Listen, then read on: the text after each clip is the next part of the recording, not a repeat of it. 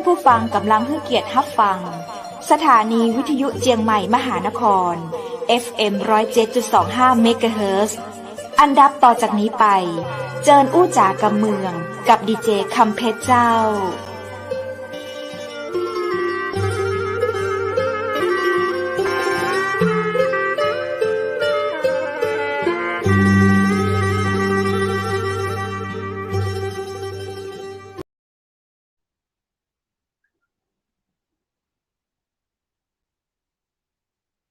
สวัสดีเจ้าสวัสดีคุณผู้ชมที่ฮักและก็เติงหาจัดนักนะเจ้า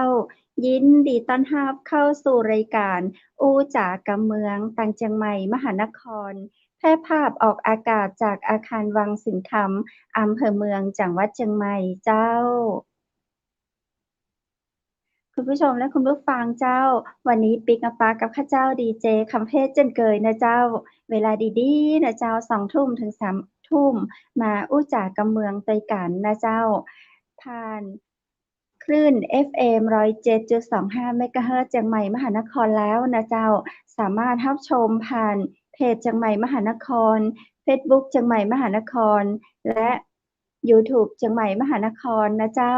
วันนี้ป้ากันวันพุธที่27เดือนกรกฎาคม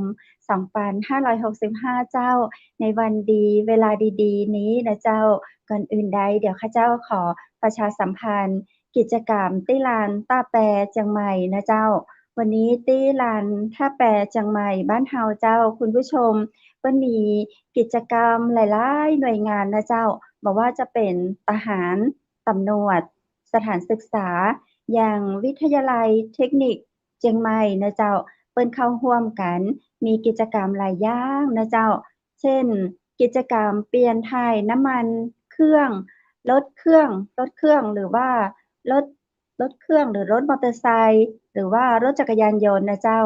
ฟรีนะเจ้าอันนี้เปิ้นเอามาถ่ายน้ำมันเครื่องให้เฮาฟรีเลยนะพร้อมถึงการตรวจเช็ครถเครื่องฟรีตัวยนะเจ้าทุกยี่ห้อเลยเน้อคุณผู้ชมเจ้าท่านใดมีญาติพี่น้องเนาะจะเป็นอ้ายจะเป็นน้องเจ้าท่านใดสนใจก็สามารถนำรถไปตรวจไปเช็คได้ฟรีโดยบ่มีค่าใช้จ่ายนะเจ้าแล้วก็สามารถเอารถส่วนตัวไปตัวยก็ได้นะเจ้าเพราะเปิ้นมีกิจกรรมอื่นๆตัวยนะเจ้าอย่างบริการตัดผมฟรีนะเจ้าแจกข้าวตัวยเน้อแจกข้าวแจกอาหารเจ้าเป็นอาหารพระราชทานฟรีเจ้าแล้วก็มีแหมหลายๆกิจกรรมตัวยท่านใดสนใจนะเจ้าชวนกันนะเจ้าไปตึงครอบครัวก็ได้ไปร่วมกิจกรรมดีๆที่ลานท่าแพนะเจ้าท่าแพคนไทยเปิ้นฮ้องลานท่าแพคนเหนือเฮาฮ้องลานต้าแปประตูต้าแปเจียงใหม่นะเจ้าตั้งแต่ 8 โมงเมื่อเจ้าถึง 6 โมงมะแลงนะเจ้ามีตั้งแต่วันนี้แล้วก็วันพุธตัวยนะเจ้า2 วันด้วยกันเจ้าคุณผู้ฟังคุณผู้ชมก็แวะไปเนาะวันนี้บัดตาลแล้วเนาะ2 ทุ่มอาจจะไปอ่าพักผ่อนเสียก่อนนะเจ้าวันพรุ่งว่าเจ้าค่อยไปใหม่นะเจ้า 8 โมงถึง 6 โมงมะแลงเนาะเจ้าคุณผู้ชมเจ้านอกจากมีเรื่องราวข่าวประชาสัมพันธ์มาแจ้งคุณผู้ชมและคุณผู้ฟังแล้วนะเจ้าวันนี้เช่นเคยในรายการในห้อง VIP เชียงใหม่มหานครเจ้าเฮาก็ได้มีโอกาสต้อนรับที่ปรึกษาบริษัทไทยดีมีสุขจำกัดนะเจ้าและท่านยังเป็นประธานกลุ่มสามัคคีสร้างชาตินะเจ้าคุณผู้ชมและคุณผู้ฟังจะคุ้นเคยกับท่านอยู่ตังเชียงใหม่มหานครเพราะว่าท่านมาอยู่ไต้เฮาในครั้งนี้น่าจะเป็นครั้งที่7หรือครั้งที่8เนี่ยข้าเจ้าบ่แน่ใจตะใดนักนะเจ้าแต่เฮาก็ได้สาระดีๆนะเจ้าได้เรื่องราวดีๆในเรื่องของธรรมะในเรื่องของเศรษฐกิจจากท่านดร.สาธุอนุโมทามิมาตลอดเลยนะเจ้าและในวันนี้นั้นท่านจะมาอู้จ๋ากับเฮาในเรื่องของชาวพุทธนะเจ้าว่าเข้าประสาทนี้ชาวพุทธเฮาควรปฏิบัติตัวจะใดเนาะใจธรรมะข้อไหนของพระพุทธเจ้าถึงจะเหมาะกับยุคเศรษฐกิจจะอี้เจ้าเจิญปากับดร.สาธุอนุโมทามิยินดีต้อนรับ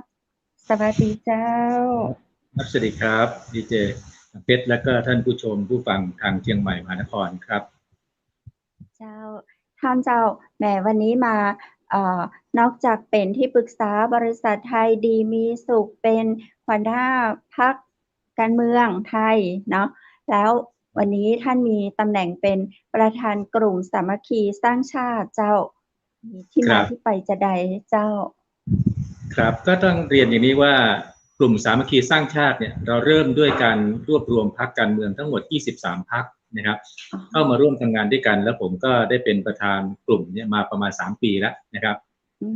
แต่ว่าไม่ค่อยได้พูดถึงที่ผ่านมานะครับแต่ว่าช่วงนี้จะมีกิจกรรมที่กลุ่มสามัคคีสร้างชาติเนี่ยออกมานะครับรณรงค์นะครับ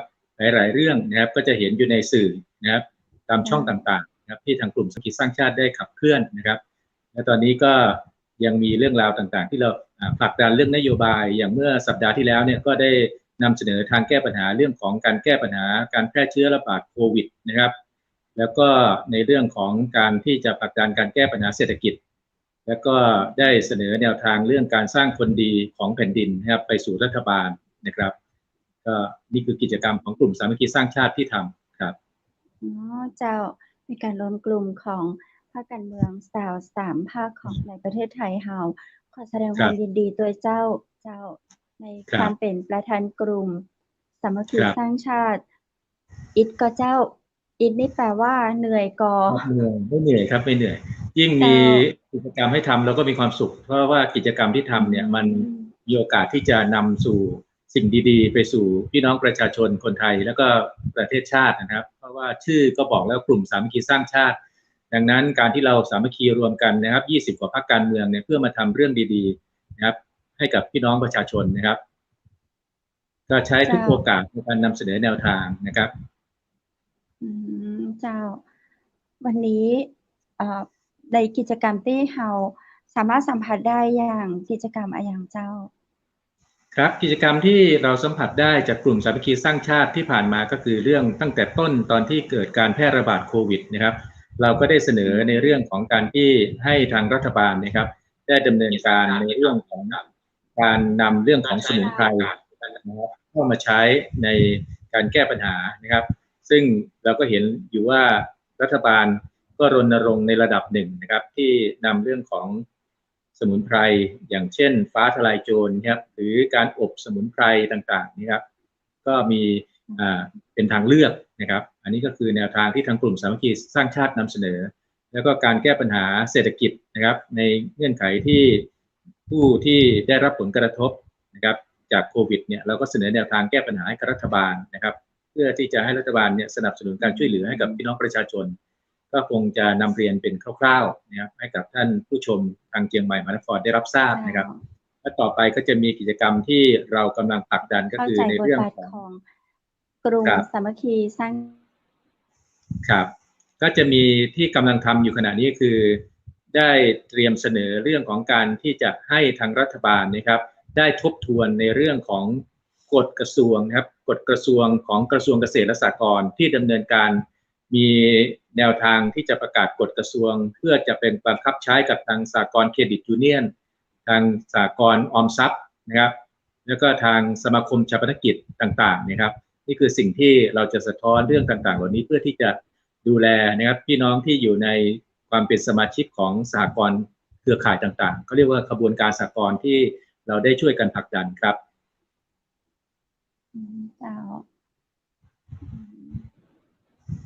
เดี๋ยวเราเข้าสู่ในเรื่องของเชียงใหม่ครับมีอะไรที่เป็นปัญหาในพื้นที่ก็ยินดีนะครับทางกลุ่มสามัคคีสร้างชาติก็ยินดีที่จะได้นำเสนอไปสู่การแก้ปัญหาได้ด้วยครับซึ่งเราก็ยินดีที่จะรับฟังในการร้องทุกข์หรือว่าความทุกข์จากประชาชนทั้งประเทศเลยใช่ครับจันนักเจ้าเดี๋ยวเราเข้ามาสู่ในเรื่องของหัวข้อในวันนี้เจ้าดร.เจ้าเปิ้ลหัวข้อเข้ามาเรื่องของการเข้าภาษาเจ้าตามเราจะมีในเปิ้ลฮ้องว่าหน้าที่ของพระสงฆ์จะมีแบบชัดเจนมากแล้วถ้าเป็นอย่างพุทธศาสนิกชนทั่วไปเราจะมีหน้าที่ประมาณใดอย่างใดพ่อของอย่างเจ้าครับ ในฤดูการเข้าพรรษาเนี่ยก็จะเป็นฤดูฝนนะครับที่พระพุทธเจ้าท่านทรงบัญญัติเพราะว่าในตั้งแต่ยุคพุทธกาลเนี่ยนะครับพอถึงเวลาแล้วก็พระภิกษุสงฆ์เนี่ยอาจจะเดินทางไปข้ามไปในที่ต่างๆเนี่ยก็อาจจะกระทบกับประชาชนที่เขาปลูกพืชผักต่างๆนะครับข้าวปลาต่างๆพวกนี้ก็เลยทรงบัญญัติให้ภิกษุนั้นอยู่จำพรรษาที่วัดนะครับแล้วพอจำพรรษาแล้วก็แนวทางปฏิบัติในพระเจ้าท่านก็ให้ปฏิบัติโดยการที่ศึกษาธรรมะแล้วก็อยู่กับการเจริญภาวนานะครับส่วนใหญ่นะครับ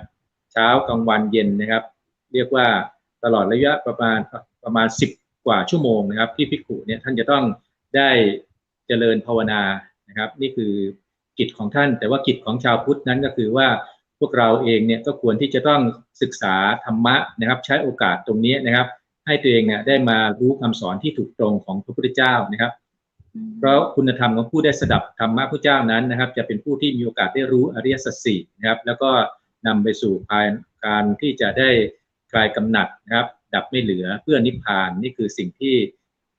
เราชาวพุทธก็ควรที่จะทำความเข้าใจและศึกษาตรงนี้แต่บางท่านก็อาจจะบำเพ็ญเรื่องของทานบารมีเช่นการที่ไปทำบุญตักบาตรนะครับเพื่อที่จะให้ภิกษุสงฆ์นั้นท่านได้สามารถที่จะดำรง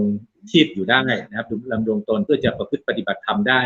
อันนี้ก็เป็นสิ่งที่พวกเราเองเนี่ยการที่ให้ทานก็อยากจะให้ท่านเนี่ยนะครับได้วางจิตในการให้ทานนะครับวางจิตอย่างไรในการให้ทานครับต้องฝากไปผ่านรายการเชียงใหม่มหานครนะครับการวางจิตในการให้ทานก็คือว่าละความตนีอันเป็นมลทินนะครับเป็นเครื่องปรุงแต่งจิตเป็นบริขารจิตนะครับเป็นผู้มีฝ่ามือชุ่มด้วยการให้เป็นผู้ควรแก่การขอถ้าเกิดเราวางจิตอย่างนี้ได้นะครับเขาเรียกว่าเราก็จะได้บุญใหญ่อานิสงส์ใหญ่นะครับอาจจะเราเคยคุ้นเคยว่าการที่เราทำบุญใส่บาตรเนี่ยเราคงจะตั้งจิตอธิษฐานเนี่ยขอให้ได้รับอานิสงส์ของทานบารมีของเราครั้งนี้ให้เจริญร่ำรวยให้ได้ยศถาบรรดาศักดิ์ให้ได้สารพัดหมดเนี่ยนะครับอันนี้ได้แค่บุญใหญ่แต่ไม่ได้อานิสงส์ใหญ่นะครับก็อยากจะเรียนทุกท่านการที่ได้ทำบุญทำทานในลักษณะที่ละความตนีอันเป็นมลทินเนี่ยมีคุณธรรมถึงความเป็นอริยบุคคลได้นะครับประกอบด้วยกับความอย่างลงมั่นในพระพุทธพระธรรมพระสงฆ์อันนี้ก็อยากจะฝากพี่น้องชาวพุทธของเรานะครับในช่วงการเข้าพรรษานะครับเพื่อที่จะให้พวกเราเนี่ยได้ประพฤติปฏิบัติได้เขาเรียกว่าได้บุญใหญ่อานิสงส์ใหญ่นะครับก็เป็นพื้นฐานผมเชื่อว่าทานศีลภาวนาศีลก็เราก็คือรักษาศีล5นะครับไม่ฆ่าสัตว์ไม่ลักทรัพย์ไม่ประพฤติผิดในกามนะครับไม่พูดปดนะครับไม่ดื่มสุราเมรัยนะครับอันนี้ก็เป็นคุณธรรมพื้นฐานของฆราวาสนะครับครับนอกจากเราถือศีลภาวนาแล้วที่เพิ่มเติมมาจะให้ดีควรคู่กับพุทธศาสนาของเราก็คือควรมีวิริยะสัจสี่ครับอริยสัจสี่ครับมีอันอย่างพ่องเจ้าเป็นคุณธรรมที่พระพุทธเจ้าท่านต้องการให้พวกเราชาวพุทธเนี่ยได้รู้เร็วที่สุดรีบด่วนเหมือนกับอะไรพระพุทธเจ้าเปรียบเหมือนกับการที่พระองค์ได้ทรงถามภิกขุทั้งหลายว่าเมื่อไฟลุกโพลงอยู่ที่เสื้อผ้าก็ดีที่ศีรษะก็ดีสิ่งที่ควรท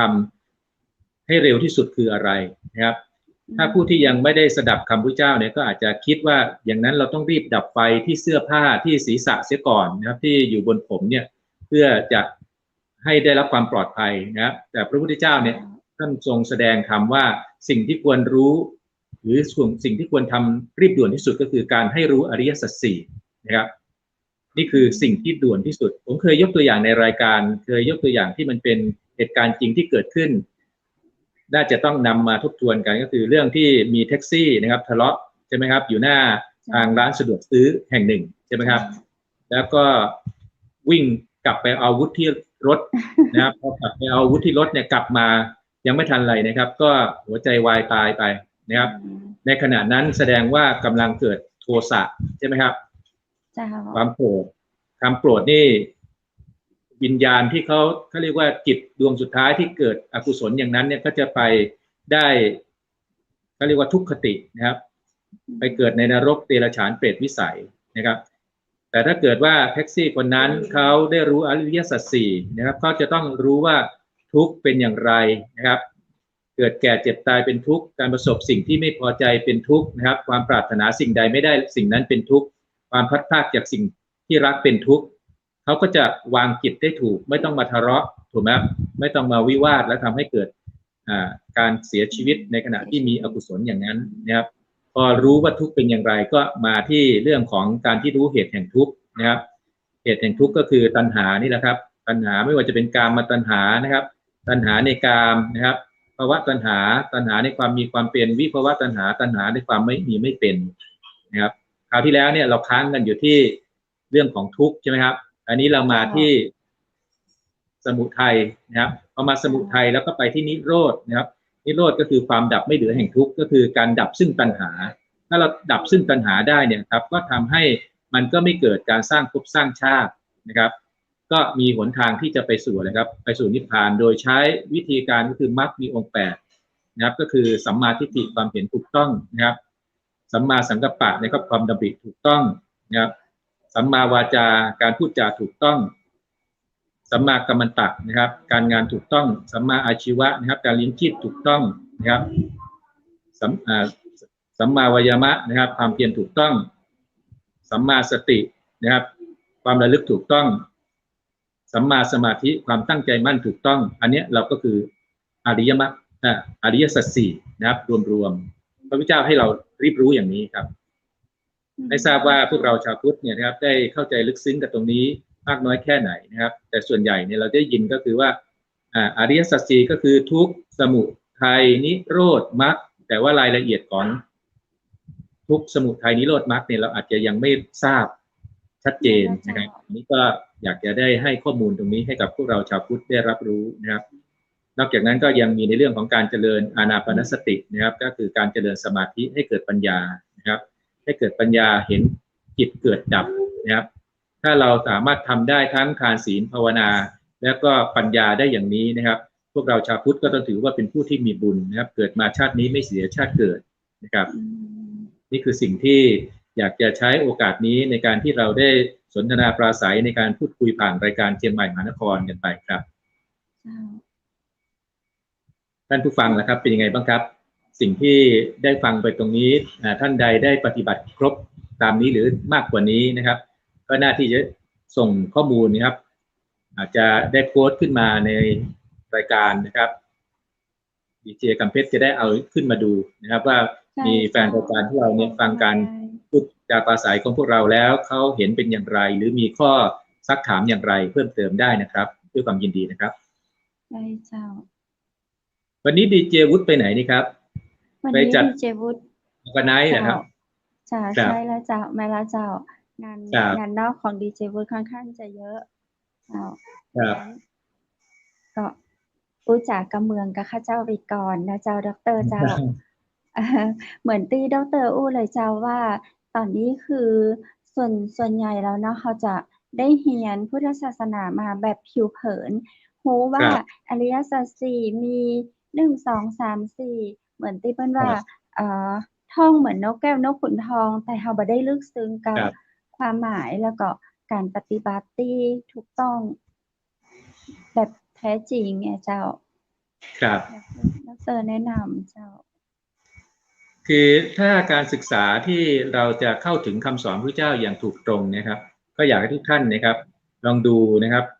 คำว่าพุทธวจนะนะครับท่านสามารถที่จะคีย์ข้อมูลเข้าไปใน YouTube นะครับใน Google นะครับพุทธะก็คือชื่อของพระพุทธเจ้านะครับผู้รู้ผู้ตื่นผู้เบิกบานนะครับแล้วก็วจนะก็คือคำพูดนะครับพุทธวจนะก็คือคำพูดที่ออกจากปากพระพุทธเจ้าหรือถ้าใช้ภาษาที่งดงามหน่อยก็คือว่าธรรมวินัยจากพุทธโอษฐ์นะครับท่านก็สามารถที่จะได้รู้คำสอนที่ถูกตรงของพระพุทธเจ้านะครับคำสอนที่ถูกตรงของพระพุทธเจ้าจะเป็นอากาลิโกนะครับก็คือตรงจริงนะครับไม่จำกัดการนะครับแล้วก็สามารถที่จะนำมาตรวจสอบได้ตรวจสอบโดยใช้หลักมหาประเทศ4นะครับก็คือนะครับเมื่อเราฟังมาแล้วนะครับเราก็อย่าพึงชื่นชมอย่าพึงคัดค้านให้นำไปสอบในสูตรในวินัยนะครับพอสอบในสูตรในวินัยแล้วนะครับก็จะได้เห็นว่าธรรมะที่มีรองรับอยู่นั้นนะครับถูกตรงเป็นคำสอนแล้วก็ต้องไม่ขัดแย้งกัน อะไรก็ตามที่เป็นคำสอนที่ขัดแย้งกันพระเจ้าท่านให้เอาตั้งเอาไว้แล้วก็มาสอบในสูตรในวินัยให้ชัดเจนเสียก่อนนะครับเราก็จะได้คำสอนที่ถูกตรงไปประพฤติปฏิบัติพอเป็นคำสอนที่ถูกตรงในการประพฤติปฏิบัติเนี่ยจะทำให้เราเนี่ยครับได้รับอนุสาสนีปาฏิหาริย์นะครับเขาเรียกว่าได้รับสิ่งที่ภาษาที่ง่ายๆคือได้รับสิ่งที่ดีๆนะครับในการทำตามคำสอนของพระพุทธเจ้านะครับอานิสงส์ก็จะเกิดนะครับเช่นนะครับพอเราฟังแล้วนะครับสมมติว่าคำที่ชาวพุทธเราไม่ค่อยได้ยินนะครับแต่ว่าอยู่ในพุทธวจนะก็คือการละนันทินะครับละความเพลินในอารมณ์นะครับละความเพลินในอารมณ์เนี่ยเราจะเห็นอย่างไรเช่นเราเพลินอยู่กับการเห็นรูปนะครับด้วยตาแล้วเราเกิดพอใจไม่พอใจเราได้ยินเสียงนะครับไม่ว่าจะเป็นเสียงที่มาแล้วเรารู้สึกพอใจหรือไม่พอใจก็ตามนะครับแล้วก็รูปรสกลิ่นเสียงสัมผัสธรรมารมณ์ทั้งหมดเนี่ยนะครับแล้วเราก็วางว่าสิ่งทั้งหลายพวกนี้มันเกิดมันดับทั้งสิ้นนะครับแล้วเราก็มาวางอยู่กับอะไรครับก็เรียกว่ามาอยู่กับสติมาอยู่กับการระลึกทางกายทางจิตนะครับแล้วก็ละความเพลินในรูปเวทนาสัญญาสังขารวิญญาณละในรูปเสียงกลิ่นรสสัมผัสนะครับทั้งหลายไปเนี่ยมันก็จะทำให้เราเนี่ยครับอยู่กับกุศลตลอดเวลาครับก็อยากจะฝากนะครับทุกท่านทำให้ได้วันละ3 เวลา3 เวลานี้ไม่มากนะครับแต่ทำได้ยากมากดีเจคำเพชรเชื่อไหมว่าวันทั้งวันเนี่ยเราจะระลึกมีสติระลึกได้เนี่ยวันละสัก3 เวลานะครับแล้วก็มาอยู่กับลมหายใจเนี่ยไม่ใช่เรื่องง่ายๆเลยนะครับเพราะว่าเราจะเพลิดเพลินไปกับสิ่งต่างๆครับวันละ3 เวลาคือเราจะใช้ช่วงเวลาประมาณละกี่นาทีอะเจ้าครับวันละ3 เวลาเนี่ยพระเจ้าท่านเปรียบเหมือนกับช่วงเวลาเช้ากลางวันเย็นยกตัวอย่างนะครับแต่3 เวลาเนี่ยจะเป็นเวลาไหนก็ได้นะครับแล้วพระพุทธเจ้าเนี่ยท่านบอกว่าให้ทำเพียงชั่ว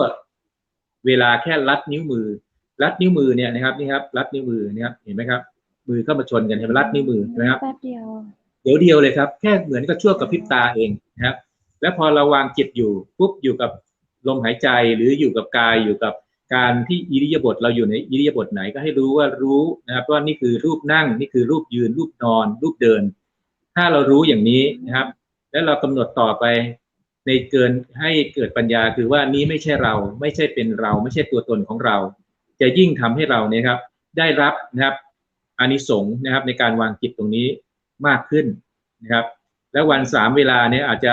เช้ากลางวันเย็นก็ได้เช้าสายบ่ายเย็นค่ำหรืออะไรก็แล้วแต่อยู่ที่เรานะครับแต่ขอให้เรามีความรู้สึกว่าวันนี้เราได้วางจิตอยู่กับลมหายใจหรือยังเราได้ละความเพลินจากเรื่องต่างๆที่เข้ามาสัมผัสกับเราผ่านตาหูจมูกลิ้นกายใจหรือว่าผัสสะเนี่ยนะครับถ้าเราทำได้อย่างนี้นะครับผมบอกเลยว่าแล้วยิ่งทำให้ไวขึ้นนะครับพอเรารู้สึกปุ๊บเราก็ดึงกลับมาอยู่กับลมหายใจอยู่กับกายอย่างนี้นะครับให้ไวดุจกับพริบตาพระเจ้าท่านบอกว่าเป็นผู้ที่มีอินทรีย์ภาวนาชั้นเลิศครับเจ้าดร.เจ้ามีคุณผู้ชมถามว่าในยุคเศรษฐกิจภาวะจะมัวไปนั่งทำสมาธิมาได้กิจแล้วเจ้าอ่ะ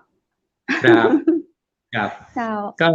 ก็พวกเราที่ไม่ได้ศึกษาหรือว่าไม่ได้สดับคำพุทธเจ้าก็จะคิดแบบนั้นพอเราไม่ได้ศึกษาไม่ได้สดับคำพุทธเจ้าแล้วไม่เข้าใจในการที่เราจะต้องดำเนินชีวิตในการเกิดเป็นมนุษย์ครั้งนี้ถ้าเรามัวทำมาหากินท่านคิดดูนะว่าการเกิดเป็นมนุษย์นั้นแสนยากขนาดไหนเดี๋ยวผมจะเอาคำของพระเจ้าท่านมาให้ดูนะครับว่าการเกิดเป็นมนุษย์ของเราครั้งนี้นะครับเกิดยากมากแต่เราเนี่ยมีบุญที่ได้มาเกิดนะครับการเกิดเป็นมนุษย์ยากก็คือว่าพระเจ้าเปรียบเหมือนกับน้ำในมหาปฐพีเนี่ยนะครับท่วมทั้งโลกเลยนะครับจนกระทั่งไม่มีปฐพีเหลือเลยนะครับแล้วมีเต่าตาบอด100 ปีถึงจะผุดขึ้นมาสักครั้งหนึ่งพอผุดขึ้นมาแล้วนะครับมีบุรุษโยนแอกไม้ไผ่ที่มีรูเจาะอยู่เพียงรูเดียวนะครับแล้วก็เต่าตาบอด100 ปีเนี่ยโผล่ขึ้นมาแล้วเอาหัวเข้าไปสอดอยู่ในรูไม้ไผ่นั้นถ้าสอดได้เนี่ยนะครับโอกาสเกิดเป็นมนุษย์ครั้งนี้นะครับถือว่ามีบุญอย่างยิ่งเหมือนเรากำลังเป็นมนุษย์ครั้งนี้นะครับแต่ไม่รู้กี่กับกี่กันนะครับที่เต่าตาบอดเนี่ยมันโผล่มาแต่ละครั้งมันไม่เคยเจอแอกไม้ไผ่นี้เลยเพราะว่าไม่รู้ว่าแอกไม้ไผ่นี้ไปโยนอยู่ที่ไหนใช่ไหมครับนี่คือการเกิดขึ้นได้ยากพอเราเกิดขึ้นมาได้ยากแล้ว เรายังไม่รู้ว่าเราเนี่ยจะสิ้นลมเมื่อไหร่พระเจ้าบอกว่าพึงมีสติพึงมีสัมปชัญญะรอคอยการตายแค่เกิดมาปุ๊บเนี่ยถ้าเราได้สดับคำพระเจ้าเนี่ยให้มีสติอยู่กับความไม่ประมาทพระเจ้าให้เราเจริญสติหรือมรณสตินะครับให้อยู่กับความไม่ประมาท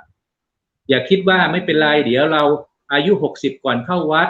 เดี๋ยวอีก3วันนะครับวันพระค่อยไปทำบุญใส่บาตรถูกไหมครับแต่เราไม่รู้หรอกวินาทีต่อจากนี้ไปเราจะเสียชีวิตเมื่อไหร่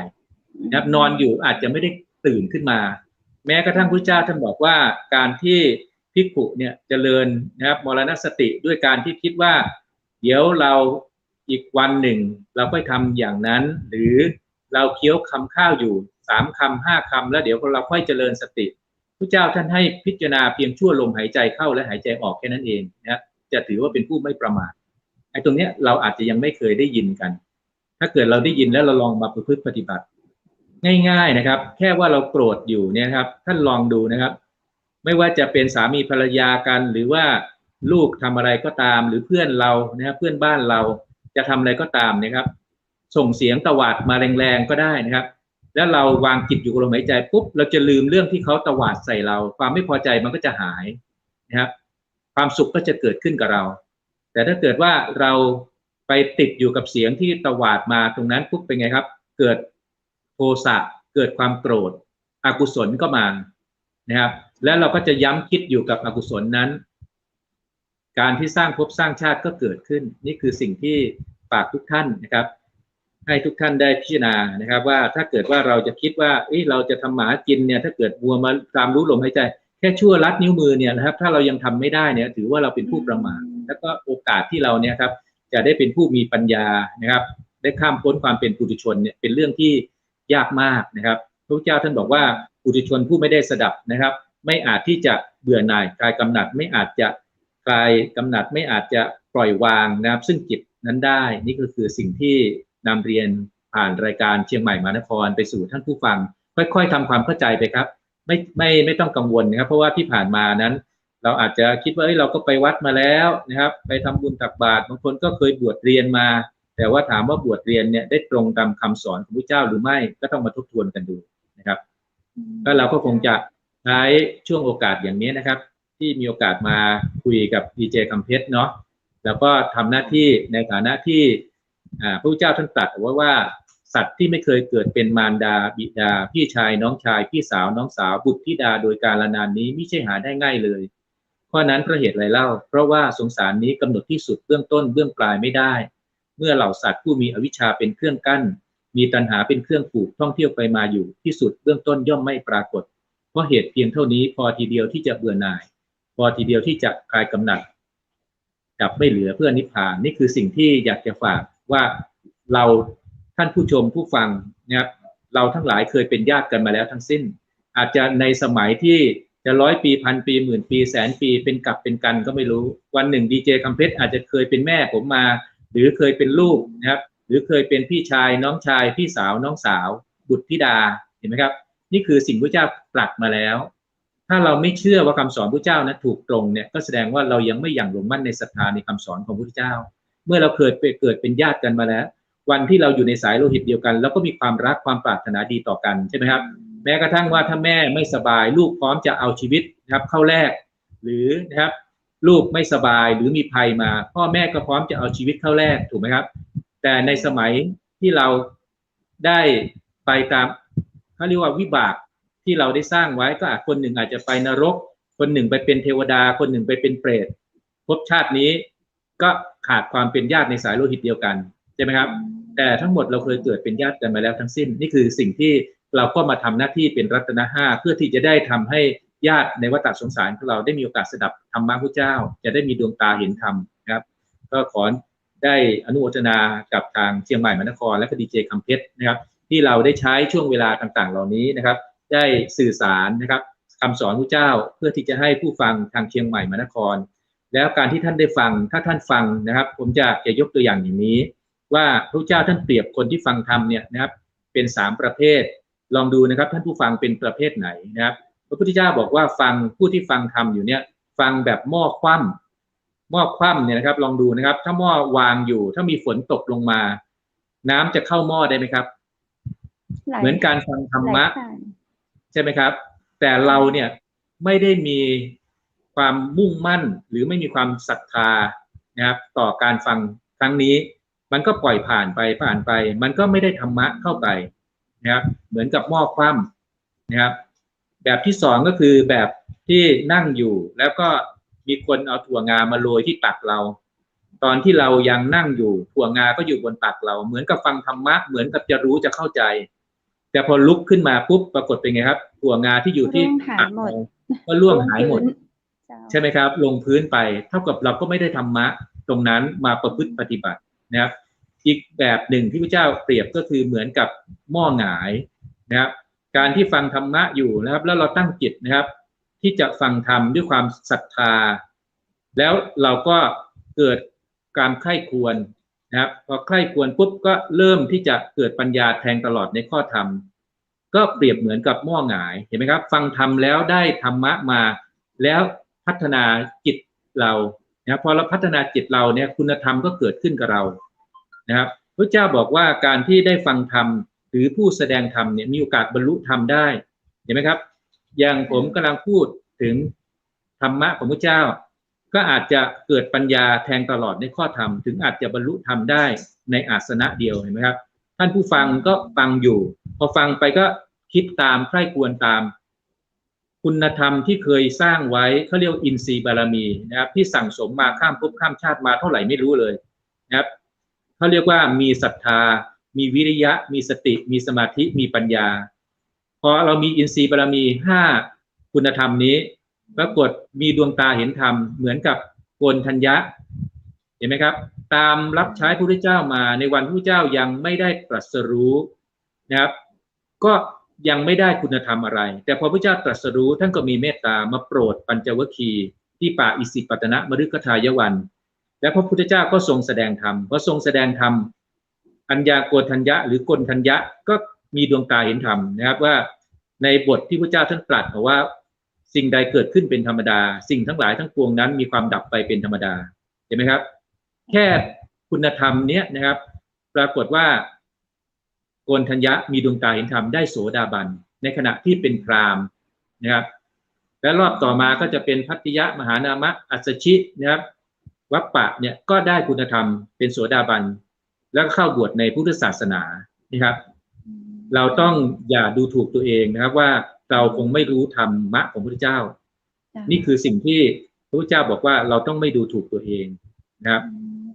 แล้วก็ไม่คิดว่าอยู่ในสถานะไหนเราก็สามารถบรรลุธรรมได้ใช่ครับการที่จะบรรลุธรรมในพระเจ้าท่านแบ่งผู้ที่จะไม่เข้าใจธรรมะเนี่ยอยู่7พวกก็คือมีใครบ้างครับที่จะไม่มีโอกาสรู้ธรรมะพระเจ้าหนึ่งก็คือสัตว์นรกนะครับสัตว์นรกไม่มีโอกาสรู้ธรรมะพระเจ้านะครับกำเนิดเดรัจฉานผู้ที่เป็นเดรัจฉานนะครับหมูหมากาไก่แพะแกะไก่สุกรนะครับจิ้งจกตุ๊กแกทั้งหลายพวกนี้ที่เป็นเดรัจฉานเนี่ยไม่มีโอกาสรู้ธรรมะพระเจ้าถึงจะฟังพระท่านสวดขนาดไหนก็ตามนะครับพวกนี้ไม่มีคุณธรรมที่จะรู้ธรรมะพระเจ้านะครับหรือผู้ที่ไปเกิดเป็นเปรตนะครับในสมัยปัจจุบันหรือนะครับผู้ที่นะครับเกิดเป็นมนุษย์แต่ในสมัยนั้นพระเจ้าไม่ได้ตรัสรู้ไม่ได้ทรงสั่งสอนนะครับผู้ที่เกิดเป็นมนุษย์นะครับแต่ในสมัยนั้นนะครับมีพระปัจเจกพุทธเจ้าพระปัจเจกพุทธเจ้าตรัสรู้เองแต่ไม่ทรงสั่งสอนก็ไม่รู้ธรรมอีกใช่ไหมครับหรือเกิดมาเป็นมนุษย์แล้วนะครับปรากฏว่าสมัยนั้นเราเป็นบ้าไม่มีโอกาสบรรลุธรรมไม่มีโอกาสรู้ธรรมะพระเจ้าหรือเป็นเทวดานะครับที่ประมาทไม่เคยได้สดับธรรมะพระเจ้าอันนี้คือบุคคล7จำพวกนะครับที่ไม่มีโอกาสรู้ธรรมะพระเจ้าแต่พวกเราที่ฟังรายการเชียงใหม่มหานครเนี่ยผมเชื่อว่าท่านเป็นคนเป็นมนุษย์ที่มีบุญนะครับได้มีโอกาสสดับธรรมะพระเจ้าด้วยนะครับแล้วก็ท่านเองมีสติสัมปชัญญะไม่ได้เป็นบ้าใช่ไหมครับดังนั้นจึงมีโอกาสบรรลุธรรมได้มีโอกาสที่จะเข้าถึงธรรมะพระเจ้าได้นะครับก็ลองพิจารณากันดูนะครับอย่าเพิ่งไปคิดว่าโอ้ทำไมคำพูดอย่างนี้เราไม่คุ้นเคยเลยภาษาที่พูดที่ใช้ไม่เหมือนกับเราไปวัดเมื่อก่อนนู้นหลวงพ่อพอเราไปวัดหลวงพ่อก็อ้าวโยมมานะอย่างนี้อย่างนี้การพูดของหลวงพ่อหลวงปู่หลวงตาหลวงพี่ก็ตามที่ไม่ได้ใช้ธรรมะพระเจ้าโดย ที่ยกมาเป็นพระสูตรต่างๆนะครับก็ไม่มีอนุสาสนีปาฏิหาริย์ที่จะเปลี่ยนคุณธรรมเราได้หรือทำให้เราเนี่ยนะครับได้มีความศรัทธาอย่างลงมั่นได้เต็มที่นะครับก็อยากจะฝากผ่านรายการเราไปนะครับมีคำถามมาว่าอริยสัจสี่ที่ท่านพูดถึงครับกับมรรคแปดมีจะอู้กันเมืองเจ้ามีความแตกต่างกันจะใดแล้วก็ยังไหนดีกว่ากันเนี่ยเจ้าครับก็ดูนะครับอริยสัจสี่ก็คือจะมีทุกข์สมุทัยนิโรธมรรคใช่ไหมครับเกิดเป็นทุกข์แก่เป็นทุกข์เจ็บตายเป็นทุกข์นะครับปรารถนาสิ่งใดไม่ได้สิ่งนั้นเป็นทุกข์นะครับพัดพรากนะครับจากสิ่งอันเป็นที่รักเป็นทุกข์นะครับนี่คือทุกข์นะครับส่วนสมุทัยก็คือกามตัณหานะครับภวตัณหาวิภวตัณหานะครับในส่วนของนิโรธนะก็คือความดับซึ่งตัณหาความดับไม่เหลือซึ่งตัณหานะครับความอยากทั้งหลายเนี่ยไม่มีก็ไม่สร้างภพไม่สร้างชาตินะครับแล้วก็ในเรื่องของมรรคมีองค์8นะครับก็คือความเห็นถูกต้องความดำริถูกต้องนะครับวาจาถูกต้องการงานถูกต้องอาชีพถูกต้องใช่ไหมครับความเพียรถูกต้องความระลึกถูกต้องความตั้งใจมั่นถูกต้องมรรคมีองค์เป็นส่วนหนึ่งของอริยสัจสี่แต่วนกลับมาก็คือว่าพอวนกลับมาคืออะไรรู้ไหมครับก็คือในเรื่องของสัมมาทิฏฐิความเห็นถูกต้องความเห็นถูกต้องก็จะมีอะไรก็คืออริยสัจสี่เห็นไหมครับ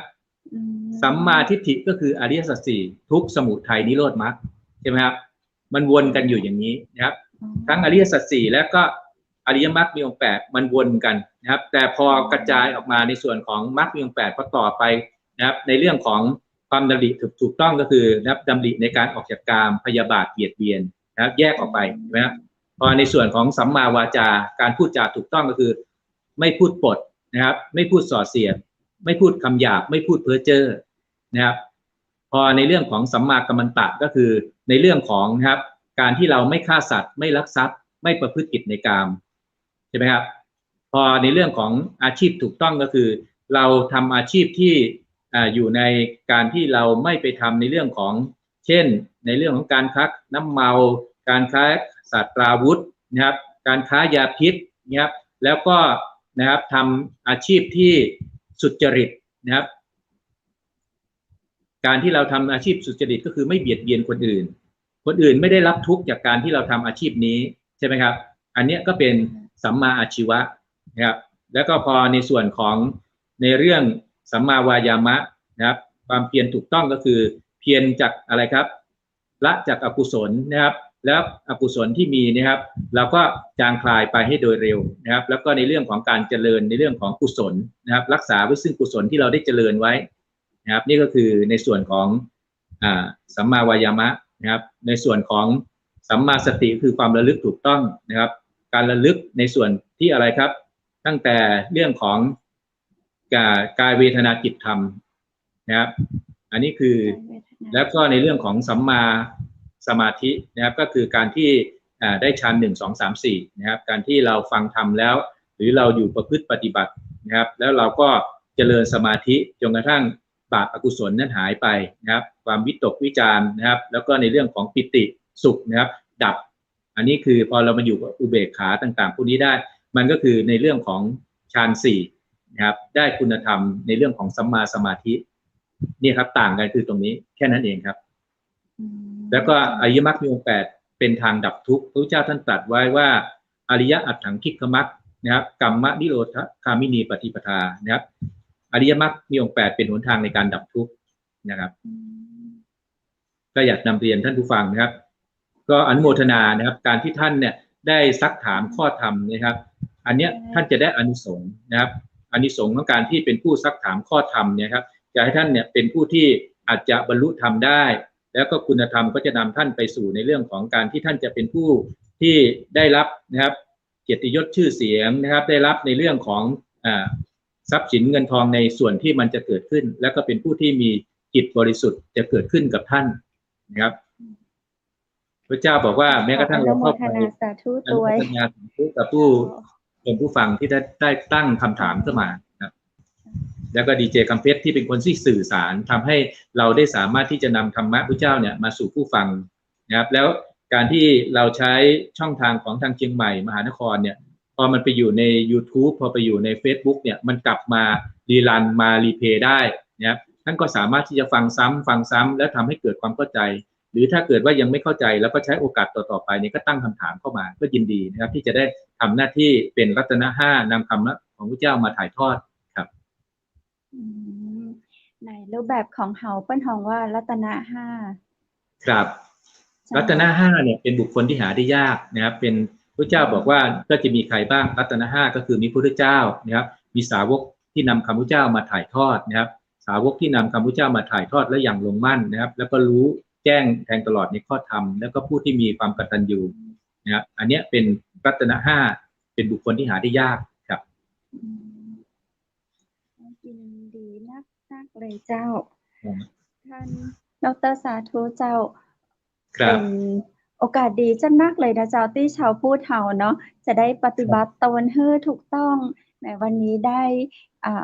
มุมมองในของชาวพูดของเฮาได้แบบชัดเจนขนาดเลยเจ้าชัดเจนขนาดเหมือนที่ท่านบอกว่าเฮาสามารถมารีรันชมก่อยพอได้หลายๆรอบทำความเข้าใจได้หลายๆรอบถ้าเฮายังบ่เข้าใจเตื้อเฮาก็ส่งคำถามฝากคำถามมาไว้ได้ซึ่งท่านดร.สาธุอนุโมทามิท่านก็จะมาตอบคำถามให้เฮาประจำกู้เดือนอยู่แล้วเนาะทางเชียงใหม่มหานครเจ้าในวันนี้เจ้าช่วงสุดท้ายของรายการขอท่านดร.สาธุอนุโมทามิเจ้าพูดจากับพี่น้องชาวพุทธเพิ่มเติมสักน้อยแล้วเจ้าครับก็ในส่วนของพี่น้องเราชาวพุทธเนี่ยครับก็อยากให้ท่านได้ศึกษาคำสอนที่ถูกตรงพระเจ้านะครับอย่างที่ผมบอกว่าธรรมะที่ถูกตรงพระเจ้าเนี่ยบางทีเราเข้าใจว่าพระไตรปิฎกเนี่ยนะครับมันคือธรรมะพระเจ้าล้วนๆจริงๆแล้วเนี่ยในยุคสมัยที่มีการสังคายนาพระไตรปิฎกมาในยุคสมัยต่างๆตลอดระยะเวลา 2,600 ปีมานี้นะครับก็ต้องเรียนทุกท่านว่าก็อาจจะมีนะครับการที่มีการแทรกนะครับธรรมะหรือสิ่งที่ไม่ใช่ธรรมะเนี่ยเข้าไปอยู่ในพระไตรปิฎกเนี่ยครับหลายส่วนแล้วก็มีการที่ทำอัตถจนกระทั่งอัตถกถานี่ครับก็คือคำที่สาวกเนี่ยแต่งเข้ามาเพิ่มเติมนะครับเปรียบเหมือนเนื้อไม้ใหม่นะครับพระเจ้าบอกว่าเหตุอันตรธานของคำสอนพระเจ้านั้นเหมือนกับกลองศึกของเท้าทศรหะนะครับพอตีไปนานเข้านะครับกลองก็แตกและลินะครับพอกลองแตกปุ๊บก็มีคนทำริ่มไม้ใหม่ก็ไปเสริมในรอยแตกของกลองนั้นทุกคราวไปพอนานเข้าปรากฏว่าเนื้อไม้เดิมของตัวกลองก็หมดสิ้นไปคือคำสอนที่แท้จริงพระเจ้าหมดสิ้นไปเหลือแต่คำสอนใหม่ก็คือริ่มไม้ใหม่ที่ทำเสริมเข้ามาในรอยแตกของกลองนั้นทุกคราวไปคิดดูว่าตลอดระยะเวลา 2,600 ปีเนี่ยมันได้มีอะไรเข้ามานะครับมาเสริมเข้าไปเป็นเนื้อไม้ใหม่โดยใครครับก็คือโดยสงฆ์ที่ท่านไม่ได้ศึกษาแล้วก็ไม่ได้มีศรัทธาอย่างลงมั่นที่จะรักษาคำสอนพระเจ้าก็ใช้เขาเรียกว่าฐานะของตัวเองในยุคในสมัยต่างๆที่มีโอกาสเป็นผู้ที่สังคายนานะพอสังคายนาปุ๊บก็แต่งเติมเพิ่มเติมเข้าไปนานเข้าคำสอนที่ถูกตรงพระเจ้าก็หายไปเรื่อยอันนี้มันก็ปลอมปนอยู่ในพระไตรปิฎกดังนั้นเราก็ต้องมาแยกว่าในพระไตรปิฎกในส่วนไหนที่เราควรจะต้องได้คัดแยกมาจริงๆเนี่ยผมอยากให้เกิดการสังคายนานะครับพระไตรปิฎกในสมัยนี้นะครับโดยเฉพาะอย่างยิ่งถ้าเกิดฝากไปถึงรัฐบาลนะครับว่าในช่วงของวันที่28กรกฎาคมนะครับก็คือวันคล้ายวันเฉลิมพระชนมพรรษาขององค์พระบาทสมเด็จพระเจ้าอยู่หัวรัชกาลที่10นะครับอยากจะให้ทางรัฐบาลนี้ครับได้น้อมนำนะครับกับการที่เราจะมีศรัทธาในฐานะที่เป็นชาวพุทธถวายเป็นพระราชกุศลต่อในหลวงนะครับก็คือการที่เราจะได้สังคายนาพระไตรปิฎกมาดูซิว่าธรรมะที่ถูกตรงพระเจ้าทั้งหมดเนี่ยลองสังคายนาในสมัยนี้แล้วก็รวบรวมคำสอนที่ถูกตรงเอาไว้แล้วแยกว่าเป็นคำสอนใหม่อะไรบ้างใช่ไหมครับตรงไหนที่ยังไม่ชัดเจนก็เอาไว้ส่วนหนึ่งก่อนแต่ไอ้ตรงไหนที่ชัดเจนแล้วก็มาดูว่าคำสอนที่ถูกตรงพระเจ้าท่านให้สังเกตยังไงครับพระเจ้าตรัสกับใครไว้พระเจ้าจะได้พูดเช่นตรัสกับอานน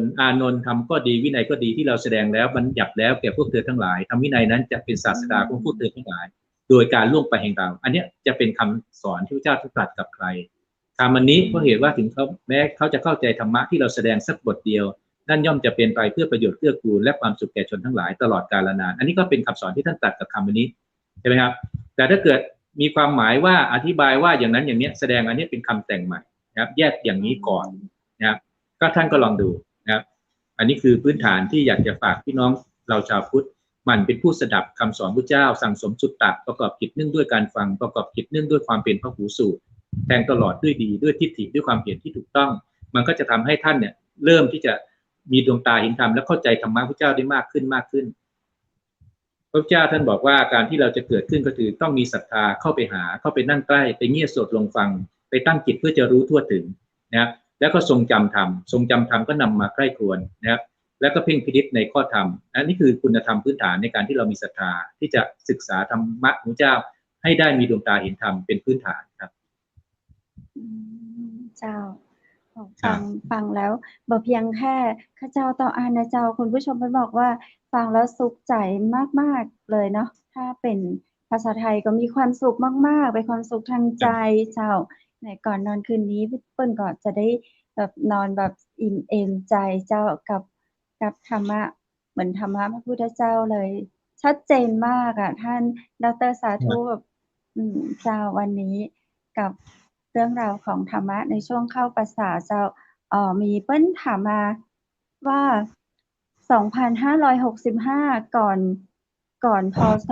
500 ปีบวกเป็น2อันนี้ไม่ใช่คำถามนะเปิ้ลพิมพ์มาเจ้า2,000เป็น2,600เป็น2,605 ปีครับอันนี้ถ้าลองบรรยายต่อสักน้อยเราเจ้าครับเจ้าก็พระพุทธเจ้าท่านรับรองคำพูดของพระองค์ท่านก็คือนับแต่วันที่ตรัสรู้นะครับท่านตรัสรู้ตั้งแต่วันนั้นที่ประกาศตัวเป็นพระพุทธเจ้าแล้วนะครับตั้งแต่วันนั้นที่ประกาศธรรมมาก็คือ45 พรรษาก่อนเสด็จดับขันธปรินิพพานใช่ไหมครับแล้วก็หลังจากนั้นเราก็จะนับพศที่1พอหลังจากนั้นมาถึงวันนี้2,565ก็บวกเข้าไปนะครับกับ45 พรรษานะครับก็เท่ากับเท่าไหร่ครับเท่ากับ 2,610 ปีนะครับตั้งแต่พระพุทธเจ้านะครับได้ตรัสรู้ตั้งแต่วันแรกจนถึงวันนี้คือ 2,610 ปีแล้วครับคุณผู้ชมให้ความสนใจทุกคำพูดบรรยายของดร.สาธุเลยนะเจ้าครับอนุโมทนาสาธุเลยครับท่านครับเจ้าก็ขอกราบขอบพระคุณทั้งดร.สาธุอนุโมทามิประธานกลุ่มสามัคคีสร้างชาตินะเจ้าโอกาสหน้าเนาะแต่หน้าท่านจะมาอู้จ๋าในเรื่องของธรรมะดีๆให้กับต่างจังหวัดมหานครแหมวันนี้ก็ขออนุโมทนาสาธุกับท่านตัวยนะเจ้าครับด้วยความยินดีครับขอบคุณครับอนุโมทนาสาธุครับแล้วข้าเจ้าก็ขออนุโมทนาสาธุกับคุณผู้ชมตัวยนะเจ้าตีให้ความสนใจในเรื่องของธรรมะดีๆในวันนี้นะเจ้าในวันพุธที่27 กรกฎาคม 2565 เจ้านับว่าเป็นวันพุธที่ดีนะเจ้านำเรื่องของการปฏิบัติธรรมในช่วงเข้าพรรษานะเจ้าโดยท่านดร.สาธุอนุโมทามิมาบรรยายให้เราได้ฟังในวันนี้เจ้าฟังแล้วมีความสุขโดยคุณผู้ชมที่เปิ้นแจ้งมาตัวเหมือนกันนะเจ้าโอกาสนี้ข้าเจ้าขอกราบขอบพระคุณพระอาจารย์รัตนยาโนพุทธอุทยานส่วนบูรณะรักธรรมตำบลแม่แหลมอำเภอแม่ริมจังหวัดเชียงใหม่ตัวนะเจ้าคุณผู้ชมคุณผู้ฟังท่านใดสนใจจะเข้าอุปกรณ์ฝึกเรียนสมาธินะเจ้ามันมีตึงข้าวกล้องนะเจ้ามีตึงพีระมิดแจกให้ฟรีนะเจ้าพิมพ์ชื่อหรือว่าจะโทรไปสมัครเรียนสมาธิได้นะเจ้าที่เบอร์โทร098 0364 744ได้ตั้งแต่ 8 โมงเมื่อเช้าจนถึง 4 โมงเมื่อแลงเจ้าวันนี้กับรายการโอจากกำเมืองต่างจังหวัดมหานครขอขอบคุณโรงแรมแม่เสลียงเวียงงามตัวนะเจ้าเปิดบริการตลอด24 ชั่วโมงเจ้าสำรองจองห้องพักราคาประหยัดได้นะเจ้า0536214444เบอร์โทรศัพท์เปิ้ลนะเจ้า0536214444เจ้าและวันนี้เจ้าข้าเจ้าข ขอขอบคุณน้ำผึ้งแท้น้ำผึ้งตราสารวินนะเจ้าน้ำผึ้งจากธรรมชาติ 100% มีเลขอย.นะเจ้าหรือว่าเลขสารระบบอาหาร132-05662-6002ลองพิมพ์เข้าไปในเพจของอย.นะเจ้าเนาะว่าถูกต้องชัดเจนเป็นเลขจริงเลขปลอมเป็นอย.จริงอย.ปลอมนะเจ้าเนาะอันนี้เราบอกหมายเลขกันชัดเจนเลยนะเจ้าคุณผู้ฟังและคุณผู้ชมวันนี้ขอขอบคุณผลิตภัณฑ์เสริมอาหารดีโลพลัสตัวนะเจ้าดีโลพลัสผสมสารสกัดจากลิ้นจี่นะเจ้าลองกินก่อนนอนนะเจ้าก่อนนอนทุกคืนข้าเจ้าก็จะกินช่วยในเรื่องของการขับถ่ายช่วยให้ผิวสวยใสนะเจ้าเปิ้นบอกว่าสวยใสหุ่นกระชับขับถ่ายคล่องต้องดีโลดีพลัสนะเจ้าดื่มได้ตึงไม่หญิงแล้วก็ประจายวิธีชงกินง่ายๆเลยนะเจ้า1ซองจะอีเนาะพอเทใส่แก้วน้ำประมาณนะเจ้าประมาณ200ซีซีหรือว่า250ซีซีจะเทใส่แก้วน้ำแล้วก็โกนนะเจ้าถ้าจะเป็นครัวเชคเขาก็เชคนะเจ้าประมาณ 2-3 นาทีเนาะถ้าดีถ้าอาการร้อนเขาเจ้าแนะนำให้ใส่น้ำแข็งสักก้อน2ก้อนแต่ถ้าอากาศเย็นนะเจ้าเฮาก็บ่ต้องใส่น้ำแข็งก็ได้เอาที่คนชอบบางคนเพิ่นชอบดื่มเครื่องดื่มเย็นๆบางคนเพิ่นก็ชอบแบบเครื่องดื่มธรรมดาโดยทั่วไปอีเนาะเจ้าคุณผู้ฟังเจ้าอันนะก็ดื่มกินแล้วก็จะมีความสดชื่นคือกับ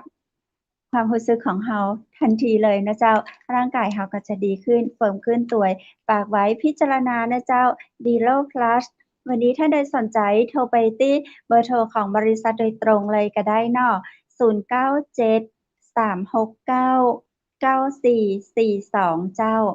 าเน้นย้ำเบอร์โทรศัพท์เพื่อแหมกรรมเนาะ0973699442ฝากไว้ตัวนะเจ้าดีโลพลัสนะเจ้าดีโลพลัสดีโลดีท็อกซ์สุขภาพร่างกายนี่เองเนาะเจ้าวันนี้ข้าเจ้าขอขอบคุณชุดพิธีกรหญิงนะเจ้าจากร้านผ้าพื้นเมืองชุดไทยใหญ่นะเจ้าท่านใดสนใจผ้าพื้นเมืองงามๆเปิ้นส่งให้ถึงบ้านถึงจองเลยเน้อโทรไปสอบถามรายละเอียดกับเปิ้นได้ที่เบอร์โทร0987739789เจ้าเปิ้นจำหน่ายทั้งราคาปลีกและราคาส่งทั่วไทยเลยเจ้าวันนี้ข้าเจ้าก็ขอขอบคุณดร.สาธุอนุโมทามิประธานกลุ่มสามัคคีสร้างชาติแห่งกำนะเจ้ารวมถึงคุณผู้ชมและคุณผู้ฟังทุกคนทุกท่านตัวเจ้าวันพรุ่งนี้ปีกะฟ้ากันแฮมนะเจ้าเวลา 20:00 ถึง 3:00 จะอีในวันพรุ่งนี้จะปากันในช่วงดีเจอู้ไปเรื่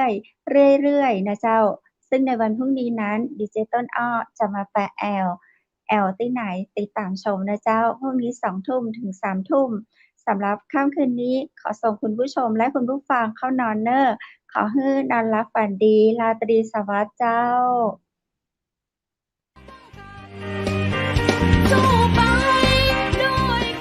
สถานีวิทยุเจียงใหม่มหานคร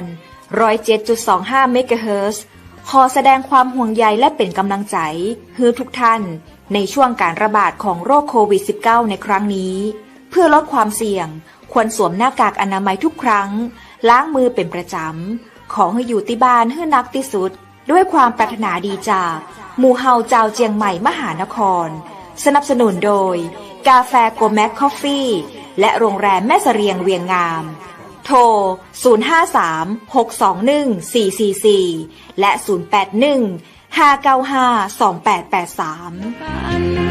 เราจะฝ่าฟัน